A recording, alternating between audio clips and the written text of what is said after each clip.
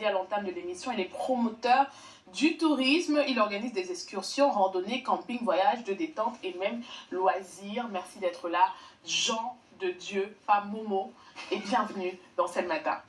Merci beaucoup, merci. Bonjour Béger, bonjour à tous les fidèles téléspectateurs de cette matinale. Et ça est une fierté pour moi de venir partager cette expérience avec des milliers de Camerounais qui ne connaissent pas encore ce que c'est que le guide et ce qu'il peut apporter à la société et à l'activité touristique. Justement, Laurine nous parlait de la formation des guides touristiques. Il faut être quoi? Anthropologue, historien, géographe. Je veux dire, il faut avoir une connaissance et une formation en toutes ces disciplines-là pour être guide touristique, parce que ça nous permet de mieux comprendre là où on va. Non, pas forcément. Il y a des établissements de formation, oui, pour être guide, mais moi j'ai eu la chance, je ne suis pas passé par là. J'ai appris sur le terrain, ça fait depuis 7 ans aujourd'hui, j'ai appris sur le terrain et pour ma part c'est la plus belle expérience de la vie, parce que je prends le tourisme aujourd'hui comme une passion et j'ai défini la passion comme une folie légale, c'est-à-dire pour moi c'est vrai, c'est ma légalité de faire ma folie et de partager avec cette folie avec tous ces visiteurs qui viennent découvrir et ressentir des sensations qu'on ne vit pas chaque jour. Vous savez, nous sommes dans les grandes métropoles, on passe 7 jours, 6 jours, 5 jours pour travailler avec le stress et tout. On a besoin d'un moment pour dégager tout cela et se ressourcer auprès de la nature. Comme quoi, Laurine, il existe des substances psychoactives qui sont plutôt positives. Positives, ouais. Parce que ça donne des frissons. Effectivement. Le tourisme. Voilà. Oui, mais tu disais qu'il faut qu'on sache c'est quoi le métier de guide touristique. Qu'est-ce qu'il y a d'autre à savoir que de savoir que c'est vous qui nous guidez, quoi? Je veux dire... Bon, déjà, un document qui réfère la traçabilité ou bien la diversité touristique d'une localité. Ok. C'est ça. Parce que justement, parfois, nous, on s'en met les pédales. On dit confond le tourisme avec guide l'immigration. du tourisme, tout ça là, on sort ça comme ça. C'est important de faire la différence. Question très simple comme ça.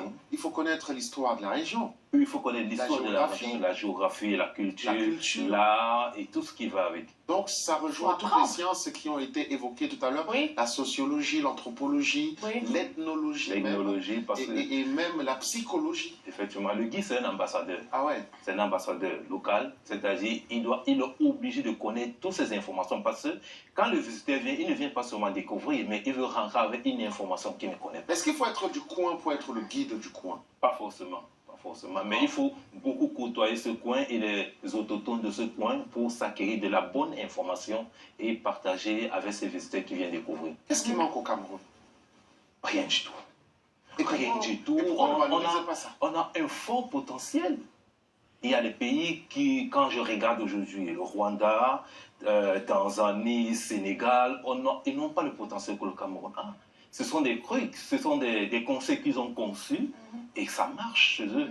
Mais or, nous, on n'a pas besoin de concevoir. On a tout ça sur place et c'est original, c'est naturel.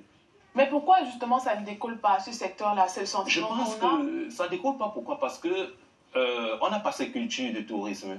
On n'a pas ça dans... Je pense que c'est... pas dans nos habitudes. C'est pas dans nos habitudes. Et en même temps, aujourd'hui, quand tu dis à quelqu'un, ok, je t'accompagne de visiter les chutes, les Comcam, et il s'est dit, ok, c'est seulement l'eau. Non, c'est pas seulement l'eau, c'est découvrir, c'est toute une histoire. C'est connaître le site, s'épanouir, se dégager, connaître l'histoire, rencontrer des gens. Espace, le temps d'un moment. Effectivement, connaître une autre culture.